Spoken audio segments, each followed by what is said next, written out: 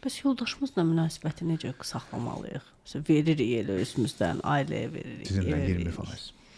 Münasibəti tarazda necə saxlayırsınız yoldaşınla? Mən deyim ki, tarazda saxlayıram, yalan deyərəm. Yəni, çətin məsələdir, həqiqətən o yaşaya. O əlbəttə ki, o çox çətin məsələdir əslində. Çünki sən yönəlirsən bu tərəfə. Bu mənim də indiki işim, əvvəlki işlərimdə onsuz da elə olub. Mən işi evə, evi işə qatırdım. Başqa cür alınmırdı. Çünki mən elə bir sahədə işləyirdim ki, mən 24 saat telefonum açıq idi.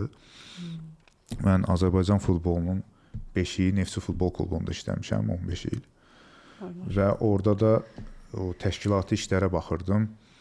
Yəni kimsə uçur, kimsə gəlir, biri Braziliyadan gəlir, orada da saat fərqlidir, bizdə fərqlidir. Yəni mən işi evdən ayıra bilmirdim. Bu problem yaradır. Ya da gedirdik harasa gəzməyə, telefon girdim. İndi də bu sosial şəbəkələr yenə də eyni şeydir. Bunun qaydasına salmağa çalışacağıq. Əslində bunu saatlara bölmək lazımdır.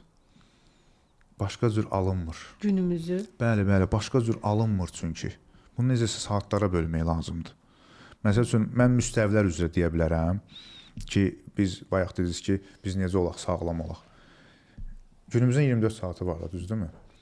8 saat 3 yerə bölürük, 3 müstəviyə böləcəyik. 8 saatını cismaniyə bölürük, yəni yatmağımıza.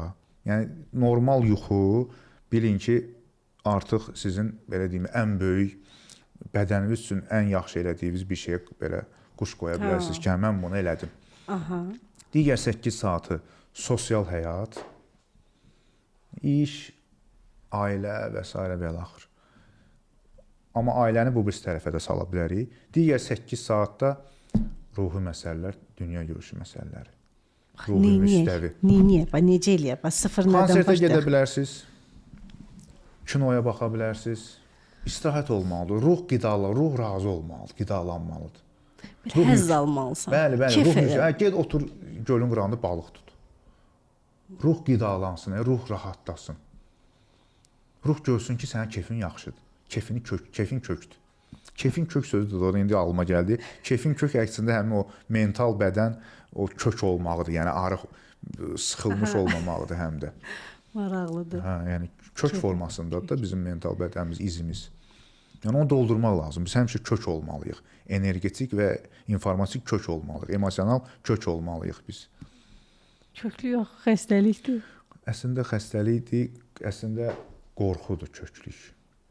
Energetik, informatik zədələrə qarşı bədənin yaratdığı bronjilet deyək də, bronjiletdir. Yəni o gedirlər müxtəlif yollarla arıqlamağa çalışırlar. Bizim o paketdə də bu haqda bilgilər var. Arıqlamağa çalışırlar. Süni müdaxilə olur da. Süni müdaxilə ilə götürürlər onu. Bədən isə yaşamaq istəyir axı. Bu bilir ki, bu çəki ilə, bu bədənlə bu öləcək. Təzədən o bronjiletini təzədən geyinir əyninə ki, amandır, öldürəcəklər bizi. Yəni çox yaxın insanlarım, vallahi belə pis çıxmasın, getmədikləri yer qalmayıb. Mənim yanıma doğmalarım deyə, mən hamısına belə baxıram. O Elşənin Bir Qalan Sirri filmindən həmişə çəkdiyim misal var da. Elşən kəməri belinə taxır, bağlanmır. Deyir ki, kitablar oradan görür ki, sən bizə hələ oxumamısan. Mən də həmişə deyirəm ki, siz mənim hələ kitabımı oxumamısınız. Oxumuşuq da, deyirəm, yox, oxumaq elə yox. Belə, mənimsəmək. Mənimsəyəndən sonra sən artıq başa düşürsən ki, sənin ciddi problemlərin hardadır, hardan gəlir.